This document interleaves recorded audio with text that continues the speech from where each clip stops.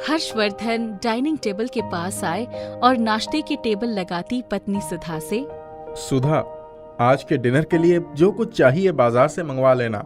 मेरा बॉस एक बार खुश हो गया तो प्रमोशन के साथ साथ 2-3 दिन विदेश यात्रा भी मिल जाएगा। उसकी पत्नी का खास ख्याल रखना। हाँ, वो सब तो हो जाएगा, पर अम्मा को कहाँ रखेंगे? अगर वो खांसते हुए सारे मेहमानों के सामने आ गई तो बड़ी बेइज्जती हो जाएगी। अम्मा को खाना खिलाकर सुला देना। आपकी अम्मा इतनी जल्दी कहाँ सोती है? हर्षवर्धन ऑफिस के लिए निकल गए। सुधा पूरे घर को चमकाकर साफ करवा रही थी। लाली फर्श पर एक भी दाग नहीं होना चाहिए और बाहर गमले के सारे पौधे भी काट छांट कर साफ कर दो। भाभी, अम्मा को भी आज नहला दूं? कई दिनों से नहाई नहीं है। जा, सबसे पहले अम्मा को नहलाकर धूप में बाल सुखाने के लिए छत पर ही बैठा दे। लाली ने अम्मा को छत पर ले जाकर रगड़ रगड़ कर नहलाया, बालों को शैम्पू से धोया और धूप में ही चारपाई पर बिठा दिया। लाली, जरा एक कप चाय बना दे, अदरक वाली, बड़ी ठंड लग रही है। जी अम्मा, अभी लाई। लाली नीचे चली गई। अम्मा पूरी दोपहर चाय का इंतजार करती रही, पर चाय नहीं आई। लाली नीचे गई तो रसोई के काम में उलझ गई। चाय की बाट जोहते जोहते अम्मा की आंख लग गई। 3 बज रहे थे, हवा भी सर्द हो गई थी। सुधा पार्लर से लौटी तो अचानक, लाली, अम्मा ऊपर ही है क्या? उन्होंने खाना खाया कि नहीं? अरे भाभी, मैं तो बिल्कुल भूल ही गई, अभी जाती हूँ। अम्मा ने तो चाय भी मांगी थी, कह रही थी ठंड लग रही है। लाली सीढ़ियाँ चढ़ती हुई छत पर गई तो अम्मा चारपाई पर बैठी कांप रही थी। अम्मा, क्या हुआ आपको? बड़ी ठंड लग रही है। लाली अम्मा को सहारा देकर नीचे ले आई। लाली, आज अम्मा का बिस्तर नीचे मेरे पेंटिंग वाले कमरे के बगल में जो कैमरा है वही लगा दे। पर भाभी, वहाँ तो कबाड़ रखा है। अरे आज भर ही तो रहना है, कल ऊपर ले आएंगे। लाली ने अम्मा को नीचे कमरे में शिफ्ट करके खाना दे दिया। अम्मा, आज देर हो गई है, आप खाना खा लीजिए, थाली बाद में ले जाएंगे। आज मेहमान आने वाले हैं, सारी तैयारी भी करनी है। अम्मा टुकुर टुकुर लाली की तरफ ताकती रही थी। पूछने का साहस न था कि क्या क्या पकवान बनाए जा रहे हैं। सुधा ने सुना था उसके बॉस और उसकी पत्नी बड़े ही मॉडर्न हैं, इसलिए सुधा को भी पार्लर जाकर कुछ हेयर स्टाइल करवाना पड़ा था। घर लौटी तो, सारा खाना तैयार हो गया है ना? तो सारी प्लेट्स और कांटे छुरी पोंछ कर लगा दे, एक भी दाग नहीं होना चाहिए। भाभी, आप तो ऐसे परेशान हो रही है जैसे पहली बार कोई खाने पर आ रहा है। हाँ, इस बार साहब के बॉस आने वाले हैं ना, हर बार तो साथी दोस्त होते हैं। अच्छा जल्दी कर तू, सलाद भी काट ले। सिर्फ कचौरियाँ खाने के टाइम बनेगी, 5 बज गए हैं, 7:30 बजे तक लोग आ जाएंगे। जी भाभी, मैं इधर देख लूंगी, आप जाकर तैयार हो जाइए। सुधा अपने कमरे में तैयार होने चली गई। 6:30 बजने वाले थे। हर्षवर्धन आ गए थे। सुधा पर नजर पड़ते ही आंखें झपकाना भूल गए। लहरिया पिंक साड़ी में सुधा बेहद खूबसूरत लग रही थी। सारा दिन तो खुद की तैयारी में ही लगे होंगे। खाना वाना अभी बनाया है कि नहीं? जी जनाब, सब कुछ रेडी हो गया है। अम्मा कहाँ है? नीचे मेरे कमरे के बगल वाले कमरे में है। हर्षवर्धन सीढ़ियाँ उतरकर सीधा अम्मा के पास ही पहुँच गया। भैया, हमको तो बरेली ही भेज दो, हम यहाँ नहीं रहेंगे। अम्मा, क्या मुसीबत है? ये कौन सा समय है इस तरह की जिद करने का? जाना है तो कल भेज देंगे। दरअसल इस घर की साज सज्जा में मैं कहीं फिट नहीं बैठती हूँ। लगता है अम्मा ने सुबह की बातें सुन ली हैं। कैसी बातें करती हो अम्मा? क्यों नहीं फिट बैठती हो? सब अपने माँ बाप को फेंक थोड़ी ना देते हैं। फिर यहाँ तुमसे मिलने कोई नहीं आएगा ना, हम तुम्हें बुलाएंगे ऊपर, आराम से बैठो। हर्षवर्धन ने इस झमेले को खत्म करने में ही भलाई समझी। 5 वर्ष पहले बाबूजी के मरने के बाद अम्मा को बरेली से यहाँ लेकर आ गए थे। यश भाई साहब के कहने पर बरेली की कोठी तो कब की बिक गई थी। भाई साहब ने तो अपना हिस्सा लेकर पलट कर भी नहीं देखा था कि अम्मा कैसे हैं। फिर बरेली में था ही क्या जहाँ अम्मा को छोड़ आते। 7:30 बजे मेहमान आ गए थे। पहले चाय का दौर चला, फिर कुछ देर पत्ते खेले गए। 9 बजे सुधा ने सूप की ट्रे पेश कर दी। उसके हाथ की बनाई पेंटिंग्स, पर्दों का डिजाइन, साफ सफाई और घर की साज सज्जा देखकर बंगाली बॉस की पत्नी सुनंदा तो सुधा की दीवानी हो गई थी। आपनार हाथेर এই পেইন্টিং গুলো তো খুবই সুন্দর। আপনি এইগুলো কোথায় পেন্টিং করেন? नीचे मेरा एक पर्सनल रूम है, फ्री होकर वही बैठकर पेंटिंग बनाती हूँ। आपको इतनी पसंद आई तो मैं आपके लिए भी बना दूंगी। थैंक्स सुधा। अम्मा आज मगन थी कि सुधा ने हर बार की तरह बढ़िया बढ़िया खाना बनाया होगा। गरम गरम कचौड़ियाँ तो मैं आलू टमाटर की रस्से वाले सब्जी से खाऊंगी, पुलाव कोफ्ते से खा लूंगी, खीर सबसे बाद में खाऊंगी। ऊपर सब खाना खाने बैठ गए थे। लाली उदड़ की कचौरियाँ देसी घी में बना रही थी। खुशबू पूरे घर में फैल गई थी। कचौरियाँ की स्वाद याद आते ही मुंह में पानी आ रहा था। इंतजार की हद हो गई थी। रात को 11 बज रहे थे। अम्मा भूखी बैठी थी। 2 कचौड़ियाँ ही दे जाती तो दवा खा लेती मैं। लगता है सब लोग भूल गए मुझे खाना देने। खाना खाकर सब लोग जाने लगे। अचानक, मिसेज हर्षवर्धन, जरा अपना पेंटिंग्स वाला रूम दिखाइए ना प्लीज। सुधा अपने रूम का नाम सुनते ही अचकचा सी गई। बगल में ही अम्मा का कमरा ही है, कहीं कोई मुसीबत न खड़ी कर दे। बिल्कुल देख सकती है, पर एक बार मुझे नीचे जाना होगा, मैं अभी आई। सुधा अम्मा के कमरे में गई तो वो जगी हुई थी। अब खाना लेकर आई हो?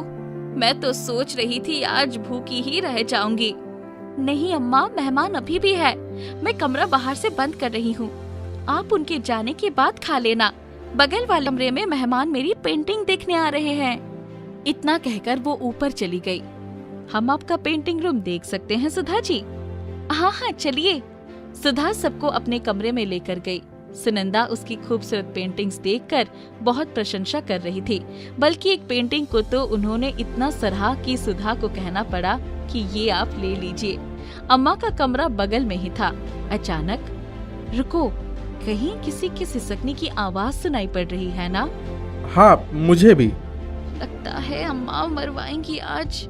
सुधा ने अम्मा का कमरा खोल कर देखा तो अम्मा की आंखों से आंसू की धारा बह रही थी। वो रोती जा रही थी, रोते रोते सिसकियां भी लेती जा रही थी। क्यों रो रही हो? आज शुगर बचा रखा है। सुधा के पीछे पीछे सुनंदा, उनके पति और हर्षवर्धन भी वहाँ पहुँच गए। भूख लगी थी, नींद आ रही है। ये कौन है? आपका काम वाली? हाँ, आजकल बीमार चल रही है। क्षमा करना सुधा, तुम पर भरोसा करके मैंने तो बहुत बड़ी गलती कर दी। मेरी माँ की इस दशा का जिम्मेदार मैं ही हूँ। मुझे खुद अपनी माँ का ध्यान रखना चाहिए था। वो इस घर की मालकिन है। अगर उसके हिस्से के पैसे लेकर हमने ये घर ना बनाया होता तो आज वो भी कोठी में राज कर रही होती। हर्षवर्धन माँ को सहारा देकर ऊपर कमरे में ले आए और उसे सोफा पर बिठा दिया। सर, क्षमा चाहता हूँ, मैं अपनी माँ को खाना खिला दूं जरा। No, please take your time, हम चलेंगे, काफी रात हो गई है। बॉस जा चुके थे। सुधा का मूड ऑफ हो गया था। हर्षवर्धन रसोई में से अपने हाथ से थैली सजाकर माँ के सामने रख दिया और अपने हाथों से कौर बनाकर खिलाने लगे। माँ की आंखों से आंसू की धारा बहती जा रही थी।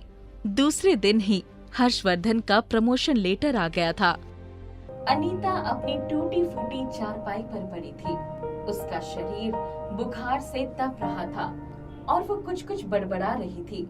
इंदर उसके लिए दवाइयाँ लाने गया था और प्रीति अपनी माँ के पास उसका हाथ थामे बैठी थी। तभी दरवाजे पर दस्तक हुई। दरवाजा खोल दे बेटी, इतनी दोपहर में कौन होगा माँ? देख तो सही। प्रीति ने दरवाजा खोला तो सेठ किशोरी लाल बाहर खड़ा था। कहाँ है तेरा बापू? माँ की दवा लाने गए हैं। कोई काम था क्या? सबसे घूम घूम कर बोलता है कि उसकी जमीन पर मैंने कब्जा कर रखा है। पूरे गांव में मेरी बदनामी करता है। हिम्मत है तो खाली क्यों नहीं कर लेता? आज मैं उसके खाल उधेड़ दूंगा। सही तो कहते हैं बाबू, तुम हमारी जमीन लौटा क्यों नहीं देते? अरे चुप कर छोकरी, तेरा बापू आ जाए तो कहना मुझसे आकर मिले। जी अच्छा। किशोरी लाल के जाने के बाद उसने दरवाजा बंद कर दिया और माँ, किशोरी लाल आया था, कह रहा था बापू सबसे घूम घूम कर उसको बदनाम करते हैं। ये तो सरासर दबंग गई है। एक तो हमारी जमीन पर कब्जा करके बैठा है, ऊपर से हमें ही धमकी देता है। इसलिए बीवी भरी जवानी में छोड़कर चली गई। वो कह रहा था तेरा बापू आ जाए तो भेज देना। ठीक है, बापू से बता देना। थोड़ी देर में ही इंदर आ गया। उसके माथे से खून निकल रहा था और हाथ पर पट्टी बंधी थी। क्या हुआ बापू, चोट कैसे लगी? कुछ नहीं बेटी, ले पहले माँ को ये दवा पिला दे। बापू, वो किशोरी लाल आया था। वो यहाँ भी आया था? क्या कहा उसने? कह रहा था तेरे बापू आ जाए तो दुकान पर भेज देना। उसे के आदमियों ने तो पीटा है मुझे और मेरा ये हाल किया है। दवाई पीते ही अनीता को थोड़ा आराम हो गया। वो आकर इंदर के पास बैठ गई। कितनी बेरहमी से मारा है नस्पीटों ने, जरा भी दया नहीं आई। अपने अपने कर्म है। हमारी जमीन होती तो हम दर दर के भिखारी ना बने होते। प्रीति उठकर माँ के कमरे में गई और उसका संदूक खोलकर सौदा लाने के लिए कुछ पैसे ढूंढने लगी। तभी उसकी नजर एक बॉक्स पर पड़ी।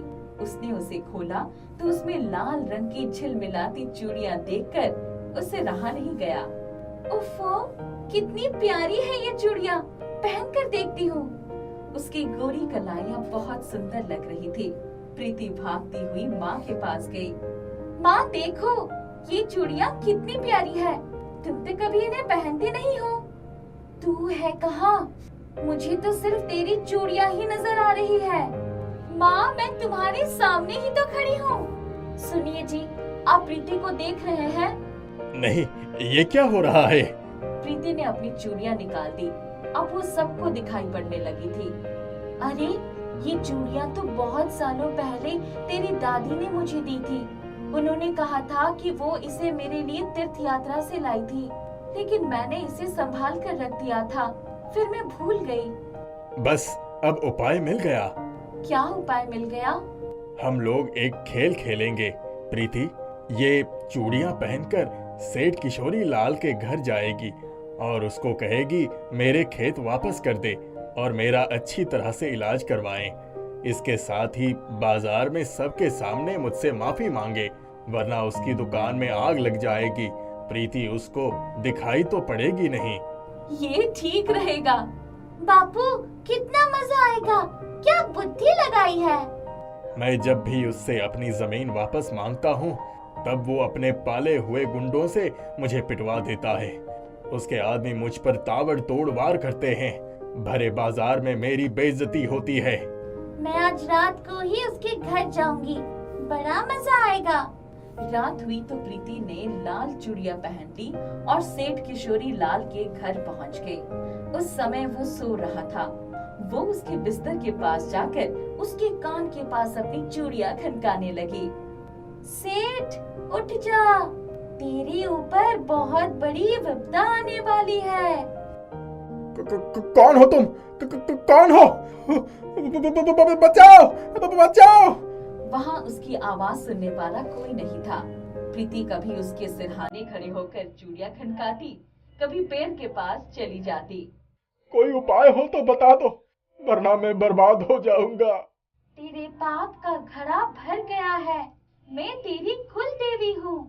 अभी अगर तू अपने आप को बचाने चाहता है तो सबकी हड़पी हुई जमीनें वापस कर दे, और जिसको तूने आज भरे बाजार में पिटवाया था उसका अच्छे से इलाज करवा। सबके सामने उसे हाथ जोड़कर क्षमा प्रार्थना कर, वरना अनर्थ होकर रहेगा। मैं सब करूंगा। एक बार मुझे माफ कर दो माँ। अगर कल तक तूने अपने सारे पाप नहीं धो लिए तो मैं कल रात में फिर आऊंगी। माँ, मैं कल सब कर दूंगा, बस मुझे थोड़ा सा समय दे दो। प्रीति चूड़ियां खनकाती हुई दरवाजे से बाहर निकलकर अपने घर आ गई। अंधेरी रात में भी उसे बिल्कुल डर नहीं लगा। उसे पता था कि कोई उसको देख नहीं सकता है। घर आने पर माँ, बहुत मजा आया। उसका मुंह तो देखने लायक था जब मैंने उसको बताया कि मैं उसकी कुल देवी हूँ। प्रीति ने अपने माता पिता को सारी बात बताई। इंदर ने उसको गले से लगा लिया। दूसरे दिन सुबह सुबह ही किशोरी लाल दरवाजे पर दस्तक दे रहा था। प्रीति ने ही दरवाजा खोला। बिटिया, तुम्हारी बापू कैसे हैं? जरा बुलाना, मुझे उनसे बातें करनी है। तब तक इंदर भी आ गया। सेठ, मेरी जमीन लौटा दो, बीवी बच्चे भूखे मर जाएंगे। अरे इंदर, आज से तुम अपनी जमीन पर खेती कर लो, मैं तुम्हारी मदद के लिए अपने बैल भी भिजवा देता हूँ। सेठ जी, अभी तो मेरी हालत ऐसी नहीं है कि मैं खेत में काम कर सकूं। अरे चलो, मैं तुम्हारा इलाज शहर में करवाऊंगा, तुम्हारे खेत पर अपने आदमी भेज देता हूँ। सेठ जी, आप क्या कह रहे हैं? सच कह रहा हूँ इंदर, मुझे अपनी गलती का एहसास हो गया है। आज मुझे अपने सारे पापों का प्रायश्चित करना होगा। कोई सपना तो नहीं देख लिया मैंने सेठ जी? अरे नहीं इंदर, सपना नहीं देखा, बस आत्मा की आवाज सुन ली। अच्छा, मैं चलता हूँ, तुम थोड़ी देर में दुकान पर आ जाना, मुझे अभी बहुत सारे काम निपटाने हैं। उसके जाने के बाद तीनों एक दूसरे का मुंह देखते हुए खूब जोर से हंस पड़े। प्रीति, तूने तो उसको काफी डरा दिया। बापू, आज की रात मुझे फिर जाना होगा सेठ के पास। चलो, अब हमारी जमीन वापस मिल गई, तुम्हारा इलाज भी हो जाएगा, बस हमारी दशा सुधर जाएगी। इंदर तैयार होकर सेठ की दुकान पर गया तो वहाँ काफी लोग थे। सेठ सबकी हड़पी हुई जमीन वापस करने का फैसला सुना रहा था। आओ इंदर, कल की भूल के लिए मुझे माफ करना भाई, थोड़ी देर में चलते हैं शहर। किशोरी लाल उसे शहर ले गया और अच्छे से अस्पताल में उसका इलाज करवाया। घर आते समय उसको 500 रुपए भी पकड़ा दिए। इंदर घर आया तो, बापू, हमारे खेत में आज से जुताई शुरू हो गई है, अब की बार हम उसमें गेहूं लगाएंगे। हाँ बेटी। उस दिन जब किशोरी लाल घर आया तो उसने अपने नौकर माखन को भी रात में अपने कमरे में ही सोने को कहा। उस दिन रात भर पलंग पर बैठा रहा। सुबह के 4 बजे उसकी आंखें लग गई। तभी, सेठ, आज तो तूने बहुत नेक काम किया है, इसलिए तेरा कुछ पाप कट गए। मैं तुझसे प्रसन्न हुई। आइंदा कभी किसी का दिल मत दुखाना। अपनी पत्नी पहले ही खो चुका है, जाकर दान पुण्य करके अपने बचे हुए पापों का प्रायश्चित कर ले। माँ, आपकी बहुत कृपा है जो आपने मुझे बचा लिया। अब मैं समझ गया हूँ कि मुझे क्या करना है। प्रीति अपने घर चली गई। सुबह, माँ, ये जादुई चूड़ियाँ मुझे इसलिए मिली है कि मैं बिगड़े हुए लोगों को सुधार सकूं। अब से मैं रोज रात में उन जगह पर जाऊंगी जहाँ अपराध होते हैं। देखना, कुछ ही दिनों में हमारे गांव के सारे अपराधी सुधर जाएंगे। सही कहा तूने, जादुई चूड़ियों का इससे अच्छा उपयोग तो हो ही नहीं सकता। प्रीति की मेहनत और नेकी से खुश होकर जादुई चूड़ियों ने उसका घर, धन, वैभव और समृद्धि से भर दिया। अब उनके जीवन में कोई कष्ट न था। एक बार एक नगर में एक महात्मा जी अपना डेरा डालते हैं। लोग उनके पास अपनी समस्याएं लेकर आते और महात्मा जी लोगों की समस्याओं का हाल अपनी सूझबूझ से देते। उसी नगर में भोला नाम का लड़का अपनी विधवा माँ के साथ रहता था। अपने नाम के अनुरूप ही भोला बहुत ही भोला और कुछ कम बुद्धि वाला था। उसकी माँ को हमेशा उसकी चिंता रहती। बेटा, अब तो बड़ा हो गया है, तुझे अपना ध्यान खुद रखना होगा। जिंदगी का क्या भरोसा, मेरा कब बुलावा आ जाए। तुझे दुनिया के तौर तरीके सीखने होंगे बेटा। बुलावा? माँ, तुम कहीं जा रही हो क्या? कहाँ से बुलावा आ गया तुम्हारा? हे भगवान, कब समझेगा तू? नगर में हर कोई भोला को अच्छी तरह जानता था। लोग अक्सर उसकी कम बुद्धि का फायदा उठाकर उससे अपना काम निकलवा लेते और भोला दुनियादारी से अनजान लोगों के काम खुशी खुशी करता। भोला की माँ को महात्मा जी के बारे में पता चलता है तो वो भोला को उनके पास लेकर जाती है। महात्मा जी, मेरा बेटा भोला अत्यधिक भोला है, या यूं कहे कि मंद बुद्धि है। महात्मन, मैं आपके चमत्कारों के विषय में बहुत कुछ सुनी हूँ। कृपया कुछ चमत्कार मेरे बेटे पर भी कर दीजिए, जिससे इसकी बुद्धि ठीक हो जाए और लोग इसका फायदा न उठाए। महात्मा जी भोला को देखकर मुस्कुराते हैं और उसे एक लड्डू देते हैं जो कि शुद्ध देसी घी का बना होता है और उसमें से देसी घी की बहुत ही अच्छी महक आ रही थी। भोला बेटा, ये लड्डू रख लो, इसे हमेशा अपने पास रखना, ये तुम्हारे साथ कुछ बुरा नहीं होने देगा। हमेशा अपने साथ कैसे रख सकूंगा महात्मा जी, ये तो कुछ समय बाद खराब हो जाएगा। इसमें से बहुत अच्छी सी देशी घी की खुशबू आ रही है, इसे तो मैं अभी खा लेता हूँ। भोला जैसे ही लड्डू को खाने लगता है, महात्मा जी उसे रोक लेते हैं। मूर्ख, तुझे समझ नहीं आता, इसे खाना नहीं है, केवल अपने पास रखना है। भोला की माँ उससे लड्डू ले लेती है और उसे वहाँ से ले जाती है। घर पर माँ, मुझे वो लड्डू दो ना, कितना स्वादिष्ट लग रहा है, मुझे वो खाना है। बेटा, महात्मा जी ने कहा है कि इसे खाना नहीं है, केवल अपने पास रखना है। तू जिद मत कर, ले पैसे ले और बाजार से अपने लिए और लड्डू ले आना, लेकिन इस लड्डू को मत खा मेरे बच्चे। भोला की माँ उसे लड्डू खाने से तो रोक देती है, लेकिन महात्मा जी ने कहा है कि इसे खाना नहीं है, केवल अपने पास रखना है, लेकिन ये तो कुछ दिन में खराब हो जाएगा। भोला की माँ लड्डू को एक डिबिया में डालकर रख देती है। भोला चुपके से उस लड्डू को खाने आता है। जैसे ही भोला वो लड्डू मुंह में डालता है, तो ये क्या, लड्डू तो सोना का बन जाता है। ये कैसा लड्डू दिया है महात्मा जी ने, ये तो टूटता ही नहीं है। इससे अच्छा तो महात्मा जी कुछ और मिठाई दे देते। भोला तो इतना कहते ही वहाँ मिठाई का ढेर लग जाता है। अलग अलग तरह की मिठाइयाँ आ जाती है। भोला उन्हें देखकर बहुत ही हैरान और बहुत खुश होता है। अरे वाह, लगता है महात्मा जी यहीं कहीं आसपास ही है, जो मेरे इतना कहते ही इतनी सारी मिठाइयाँ भेज दी।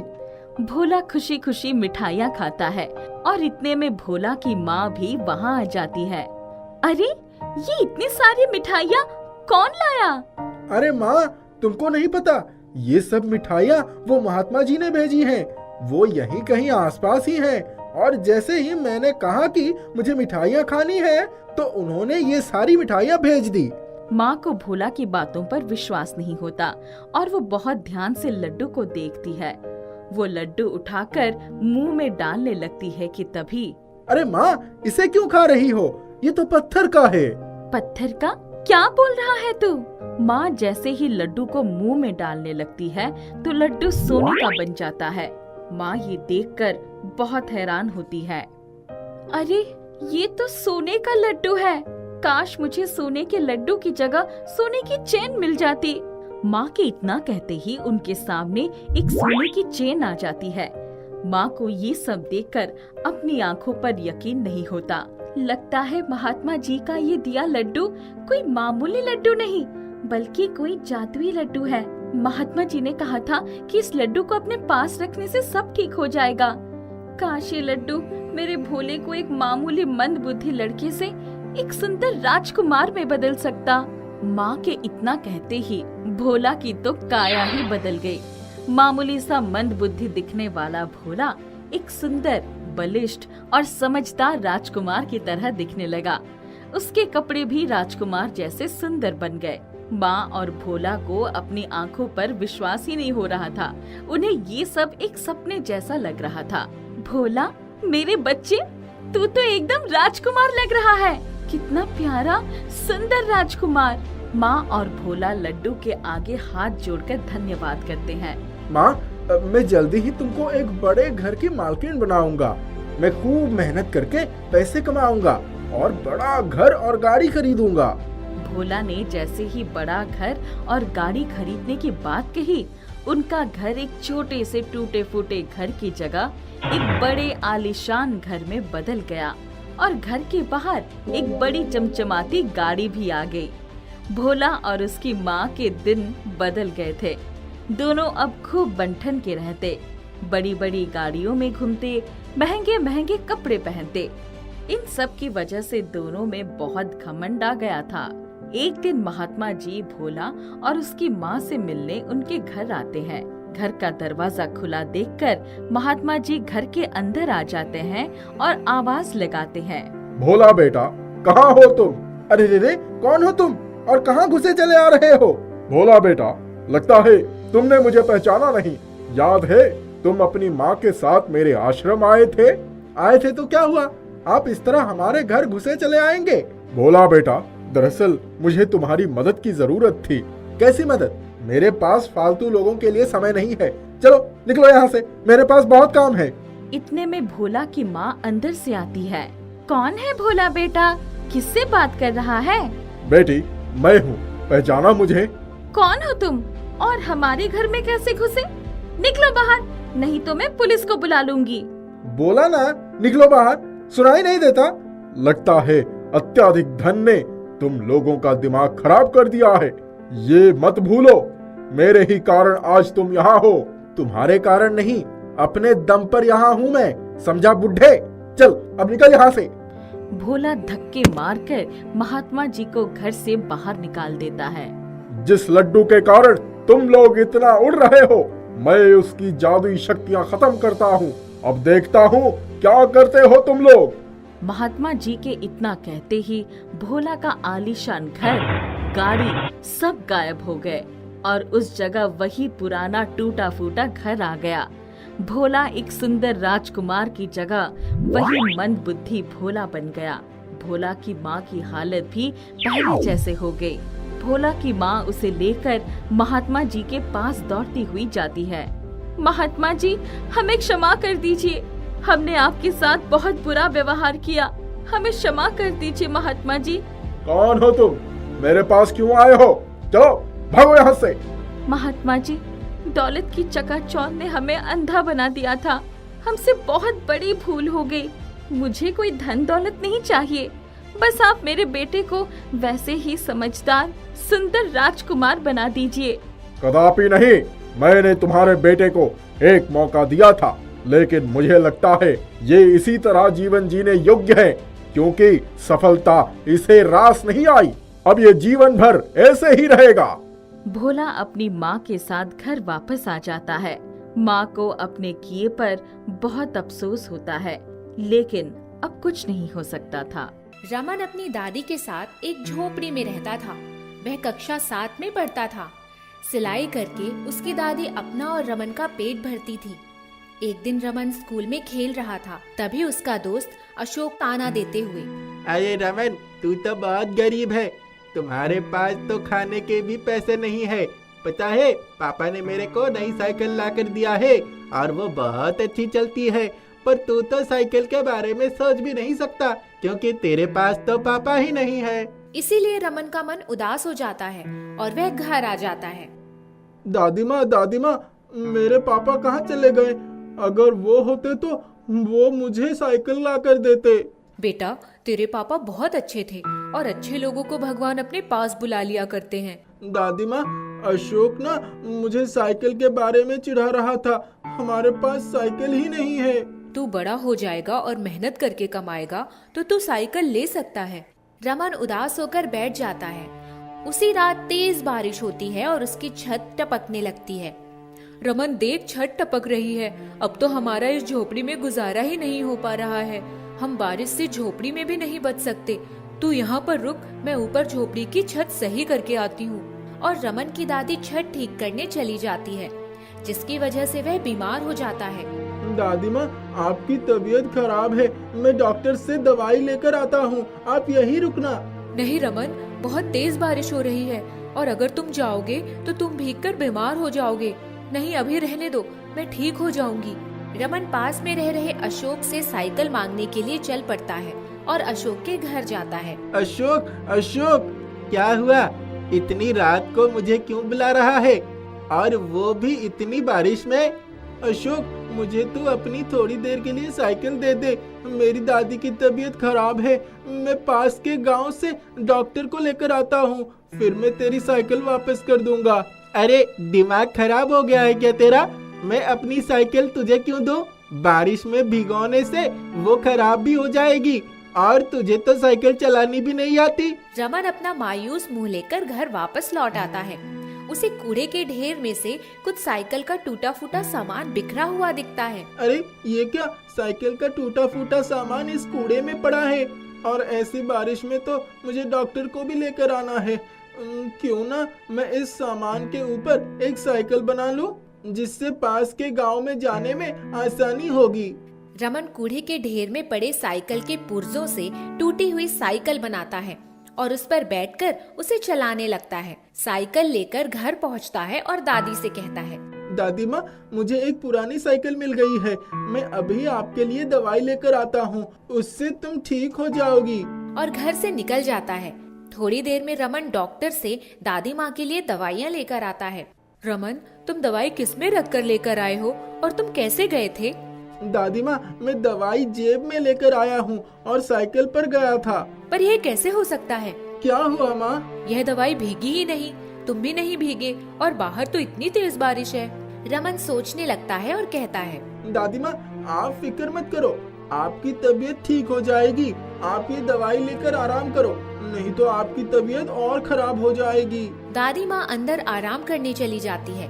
रमन साइकिल पर लगी कीचड़ को साफ करते करते सोचता है कि काश उसके पापा होते तो कितना अच्छा होता, फिर उन्हें किसी भी चीज की दिक्कत नहीं होती। तभी दरवाजे पर से किसी की आहट आती है। रमन दरवाजा खोलकर देखता है तो उसके पापा सामने खड़े थे। पापा, आप मुझे छोड़कर कहाँ चले गए थे? आपको पता है मैं आपको कितना याद कर रहा था। आवाज सुनकर दादी भी वहाँ पहुँच जाती है और उसको गले से लगा लेती है। बेटा, तुम यहाँ कैसे? पता नहीं माँ, मैं यहाँ कैसे आ गया। मुझे ऐसा लगा जैसे कोई चीज मुझे यहाँ खींच कर ले आई है। माँ, मैं यहाँ नहीं रह सकता। अलमारी में कुछ पैसे रखे हैं जो तुम्हारी काम आएंगे।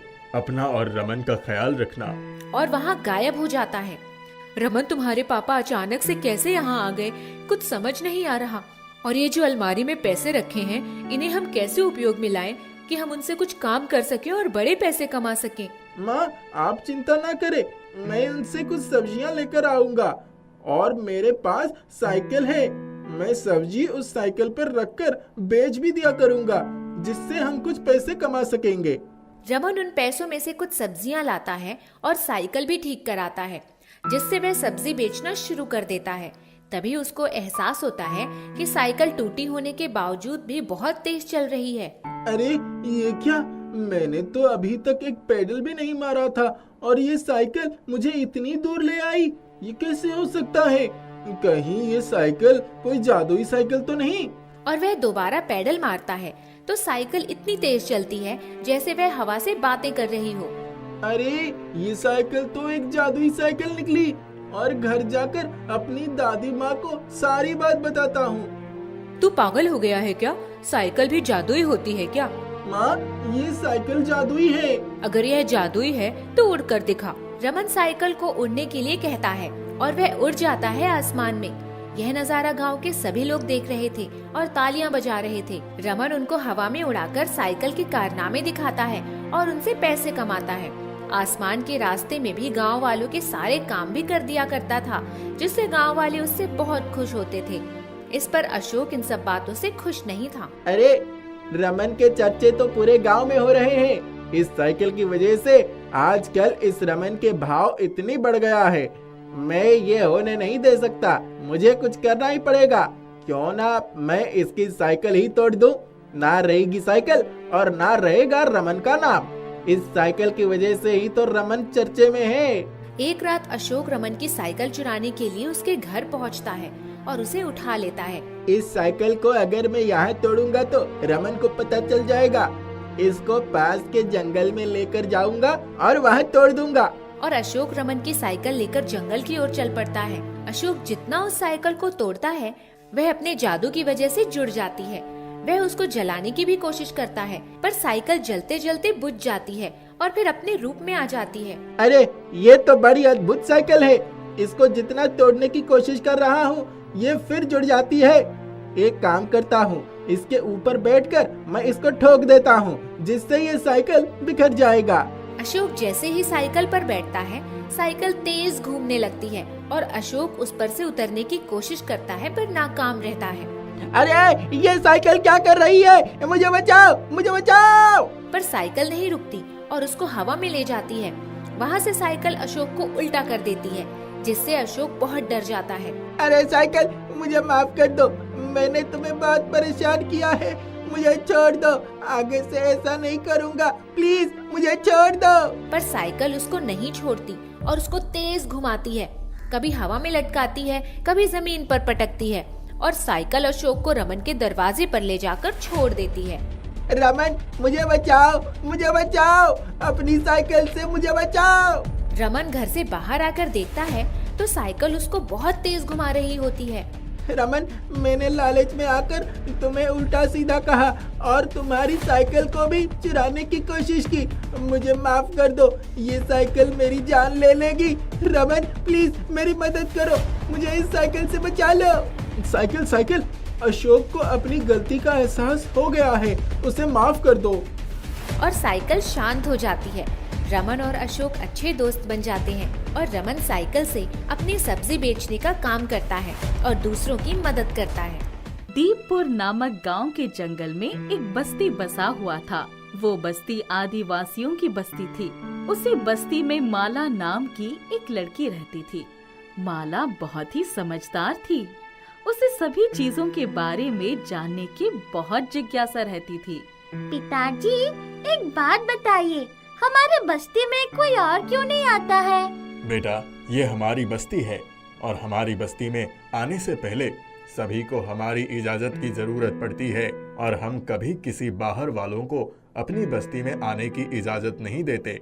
ओह अच्छा, तो ऐसी बात है। मैं कई दिनों से यही सोच रही थी। चलो आज लकड़ियाँ काटने अपने साथ लेकर चलता हूँ तुम्हें। जी पिताजी, ठीक है। माला अपने पिताजी के साथ लकड़ियाँ काटने चली जाती है और रास्ते भर वो अपने पिताजी से सवाल करती जा रही थी। एक बार गांव में जनगणना करने लोग आते हैं। वो माला की बस्ती में भी आते हैं। जनगणना करने आए लोगों को बस्ती के अंदर आने की अनुमति मिल जाती है। पिताजी, ये सब कौन है? ये जनगणना करने आए हैं। हमारी बस्ती में कितने लोग रहते हैं इसकी जानकारी लेने आए हैं। माला लगातार अपने पिताजी से सवाल कर रही थी। ये देख जनगणना करने आई एक महिला कहती है, ये बच्ची तो बहुत समझदार है। इतनी सी उम्र से ही इसे सब कुछ जानने की इच्छा है। हाँ मैडम जी, इसे सब कुछ जानने की उत्सुकता रहती है। मैं तो इसे पढ़ाना चाहता हूँ, मगर कहाँ पढ़ाऊँ, कुछ समझ नहीं आता। वहाँ खड़ा एक आदमी कहता है, अरे तो तुम ऐसा क्यों नहीं करते, इसे किसी हॉस्टल में रख कर पढ़ाओ। नहीं सर, इतने पैसे कहाँ मेरे पास हैं जिससे हॉस्टल में रख कर पढ़ाओ। यहीं पास में ही एक स्कूल है, पहाड़ के पीछे। अगर तुम चाहो तो माला को वहीं भेजकर पढ़ाओ। वहाँ तो ज्यादा पैसे भी नहीं लगते। जी ठीक है। माला का पिता माला को पहाड़ के पास वाले स्कूल में भेजने लगता है। स्कूल में सभी बच्चे साफ कपड़े, जूते, वाटर बॉटल और बैग के साथ दिख रहे थे, मगर माला के पास इनमें से कुछ भी नहीं था। जंगल से आने की वजह से उसे इन सब चीजों के बारे में कुछ भी ज्ञान नहीं था। अरे इसे देखो तो जरा, कैसी लग रही है, कितने गंदे कपड़े हैं इसके। छी छी, इसके साथ कोई भी मत बैठो। कोई भी माला के साथ नहीं बैठता है। माला अकेली ही बैठती है। स्कूल में सभी उसे जंगली जंगली कहकर पुकारा करते थे, मगर माला अपनी पढ़ाई पर ध्यान दिया करती थी और उनकी बातों को नहीं सुनती थी। माला, तुम पढ़ने में बहुत अच्छी हो, ऐसे ही पढ़ते रहो, देखना आगे चलकर तुम बहुत अच्छा करोगे। सभी टीचर माला को पसंद किया करते थे, मगर प्रदीप नाम का एक टीचर माला को बिल्कुल पसंद नहीं करता था और उसकी वजह ये थी कि माला बाकी बच्चों की तरह अमीर नहीं थी और साफ सुथरे कपड़े पहनकर नहीं आती थी। एक दिन माला अकेली क्लास में बैठकर पढ़ रही थी। तभी लता नाम की एक लड़की माला के पास आती है। माला, क्या तुम मेरी मदद करोगी? हाँ, क्यों नहीं, बताओ क्या करना है। माला, मुझे ये सवाल समझ में नहीं आ रहा है, क्या तुम मुझे समझा दोगी? हाँ, अभी समझा देती हूँ। माला लता को समझा देती है। धीरे धीरे माला और लता की अच्छी दोस्ती हो जाती है। स्कूल में एनुअल फंक्शन होने वाला था। एनुअल फंक्शन में फैंसी ड्रेस कंपटीशन भी होने वाला था। सभी बच्चे उसमें शामिल हो रहे थे। माला भी उसमें शामिल होना चाहती थी, इसलिए वो अपना नाम भी लिखवाने आती है। वहाँ वही प्रदीप सर बैठे थे, जो माला को बिल्कुल भी पसंद नहीं करते थे। सर, मुझे भी फैंसी ड्रेस कंपटीशन में शामिल होना है, आप मेरा नाम भी लिख दीजिए। वहाँ पहले से ही कुछ बच्चे भी खड़े थे। वो ये सुनकर बहुत जोर जोर से हंसने लगते हैं और प्रदीप सर भी सभी बच्चों के साथ हंसने लगते हैं। तुम कंपटीशन में क्या करोगी? तुम जैसी जंगलियों का यहाँ क्या काम है? जाओ जाओ, और आराम से बैठकर सभी को देखना। सारे बच्चे भी उसका मजाक उड़ाने लगते हैं। ये देख माला बहुत दुखी हो जाती है और सोचती है, पहले तो सिर्फ ये लोग मुझे चिढ़ाते थे तो मुझे कुछ फर्क नहीं पड़ता था, मगर अब तो सर भी मेरा मजाक उड़ाने लगे। माला दुखी होकर वापस घर आने लगती है। तभी उसकी नजर एक बेर के पेड़ के ऊपर पड़ती है। उस बेर के पेड़ पर 2 चप्पल लटके हुए थे। बेर के पेड़ पर चप्पल लटकी हुई है। रुको, अभी नीचे उतारती हूँ और साथ ही कुछ बेर भी तोड़ लूंगी। माला वो चप्पल पेड़ से नीचे उतार लेती है और कुछ बेर भी तोड़कर खा लेती है। आज तक कभी माला ने चप्पल नहीं पहना था। वो उल्टा ही चप्पल पहनकर आगे बढ़ने लगती है। थोड़ा आगे बढ़ने के बाद वो चप्पल खुद ही सही हो जाता है। दाएं पैर का चप्पल दाएं में आ जाता है और बाएं पैर का चप्पल बाएं में आ जाता है। हर रोज माला को बहुत देर हो जाती थी घर पहुंचने में, लेकिन चप्पल पहनने की वजह से माला तुरंत ही घर पहुंच जाती। आज कुछ तो अलग हो रहा है। जब मैं चप्पल नहीं पहनती थी तब तो मुझे बहुत देरी हो जाती थी घर पहुंचने में, और आज इतनी जल्दी कैसे पहुंच गई? माला उस चप्पल के बारे में किसी को कुछ भी नहीं बताती है। अगले दिन माला जल्दी जल्दी चल रही थी, तब भी चप्पल माला को हवा में उड़ाने लगता है और बहुत जल्दी ही उसे स्कूल में पहुंचा देता है। ये सब देख माला को पता चल जाता है कि ये जरूर जादुई चप्पल है। मैं सही ही सोच रही थी, ये सब इस जादुई चप्पल का ही कमाल है। इस तरह माला जो भी मांगती वो जादुई चप्पल दे दिया करता था। माला और उस चप्पल की अच्छी दोस्ती हो जाती है। अब माला के पास वो सब कुछ था जो कि बाकी बच्चों के पास था। वाह माला, क्या बात है। आजकल तो लगता है तुम्हारे पिताजी की लॉटरी लग गई है। तुम्हारे पास तो बहुत खूबसूरत और नई नई चीजें हैं। तुम लोगों को इससे क्या मतलब? तुम लोग जाओ यहाँ से। अरे माला, गुस्सा क्यों होती हो? हम सभी तो तुम्हारे दोस्त बनने आए हैं। अच्छा, तुम सभी मेरे दोस्त बनना चाहते हो? चलो फिर ठीक है। माला उन सब से दोस्ती कर लेती है।